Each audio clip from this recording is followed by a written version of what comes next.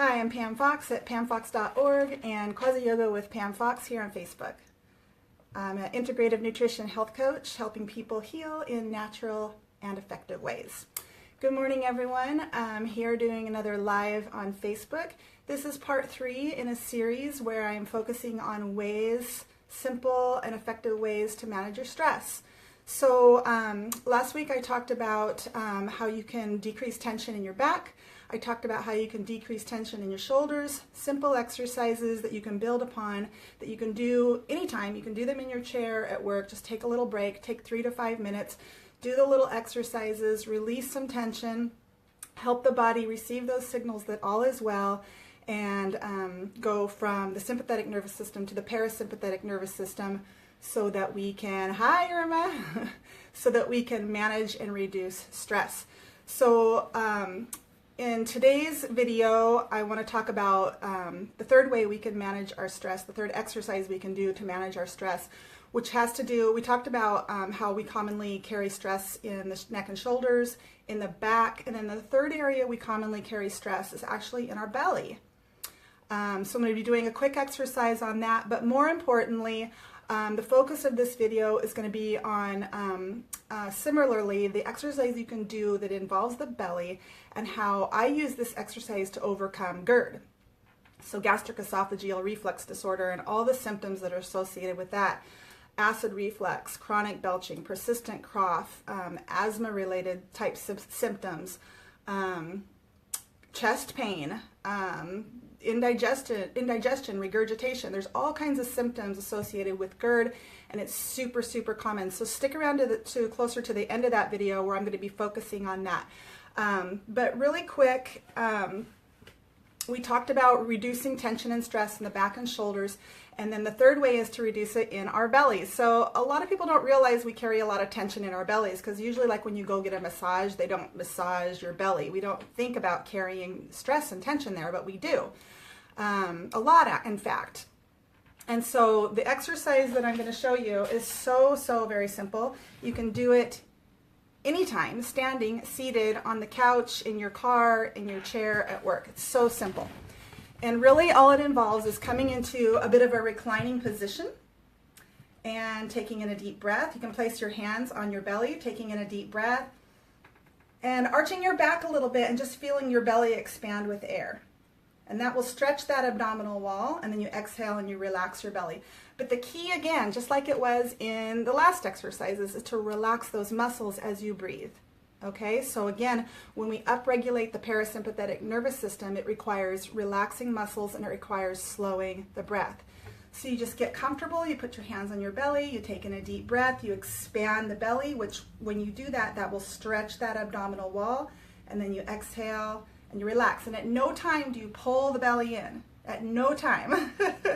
This is something that a lot of us, I don't know about you, but myself and a lot of people my age, we were raised being told, you know, by kind of fitness experts, you know, always suck in that belly. You'll get a free workout. If you're always pulling in that belly, you'll flatten your abs, it'll improve your posture, and you'll always be working your abs. And so I've just been trained to always be pulling in my belly. And what I found when I went on this journey to heal my GERD was that my abdominal wall was always pulled in, tight, contracted, and just completely, you know, non-relaxed.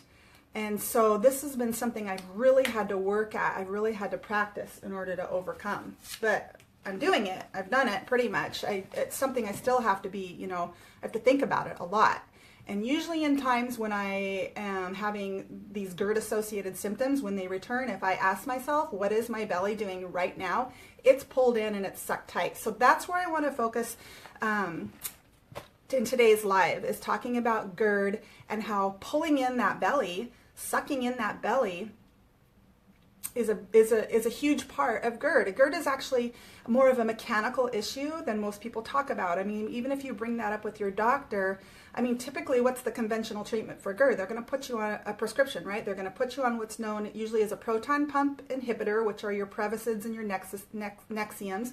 And these drugs are going to try to, or they're going to neutralize the acid in the stomach. And then, you know, that's going to help with the acid reflux because you're not having all that acid burning you, which is important because if you have, you know, consistent acid coming out and burning your esophagus, you're going to be at higher risk for esophageal cancer.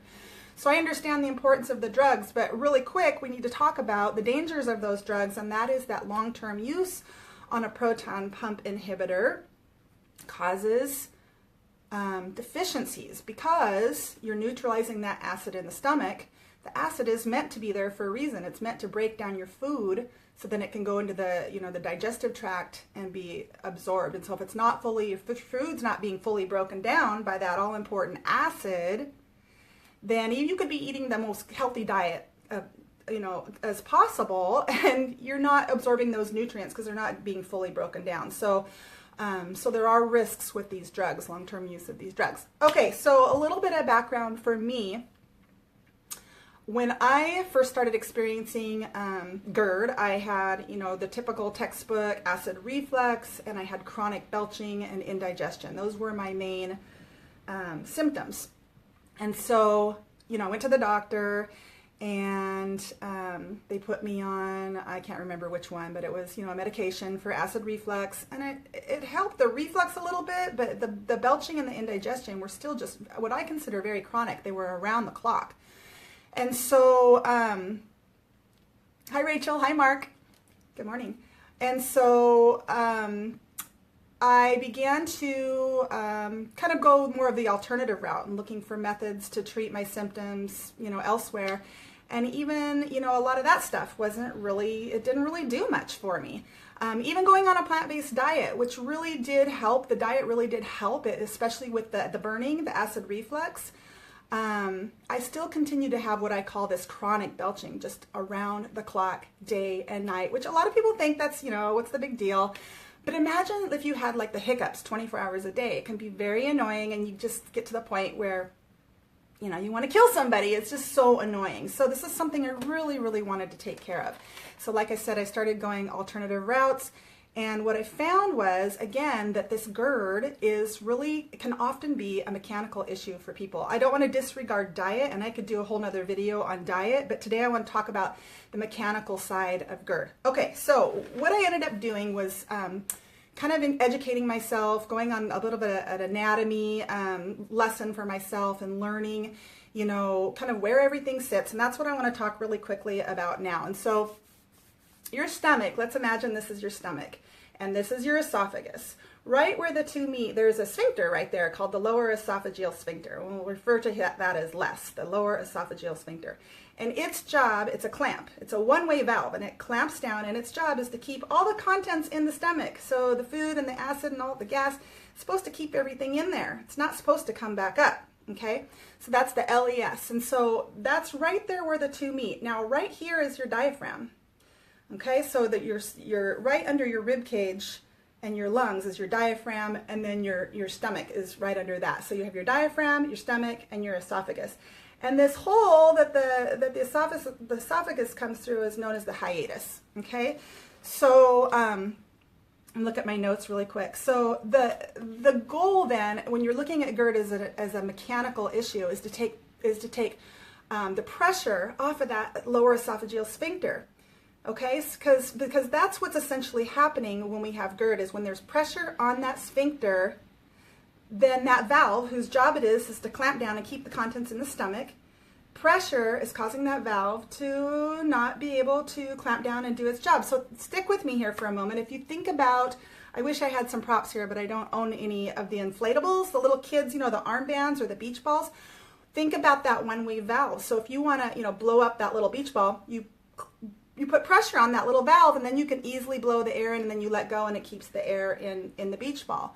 The same thing is with that valve. When you put, just doesn't take much, a little bit of pressure on that lower esophageal sphincter, then stuff starts to come up and release out of the stomach. And so that's what we want to focus on, and that's what we want to correct and to avoid. We want to keep the contents in the stomach. We want that valve to work effectively.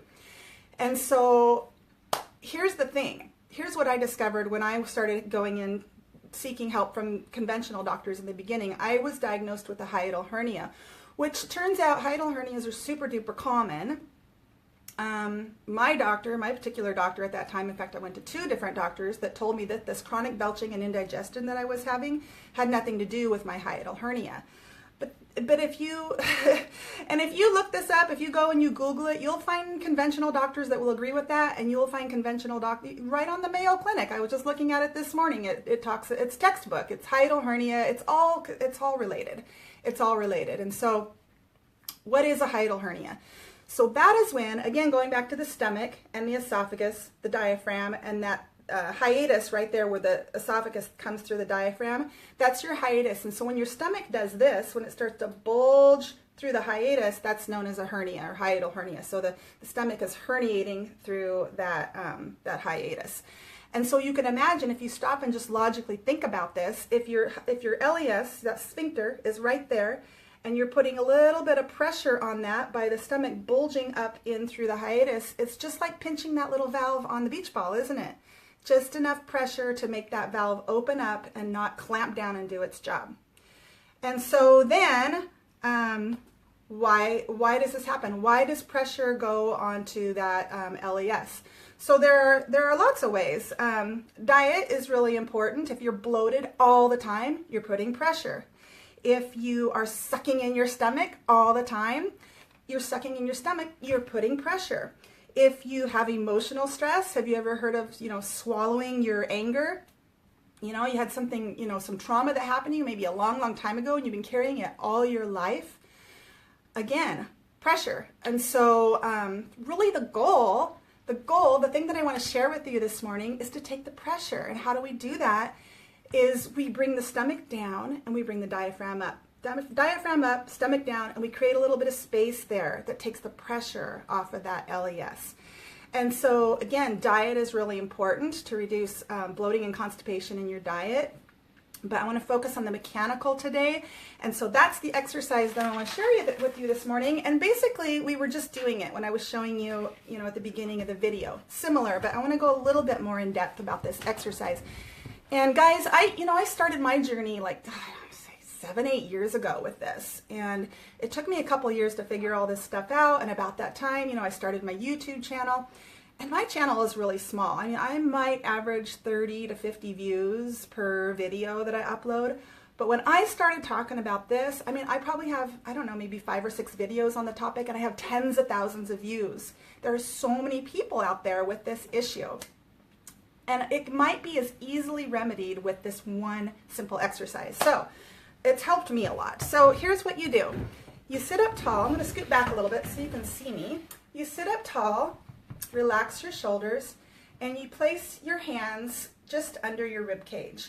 So you find that bottom rib, and you're just going to bring your fingers together and find your sternum. Okay, and then you're going to slide with your fingers right there in your sternum. You're going to slide about maybe 2 inches down along that left rib.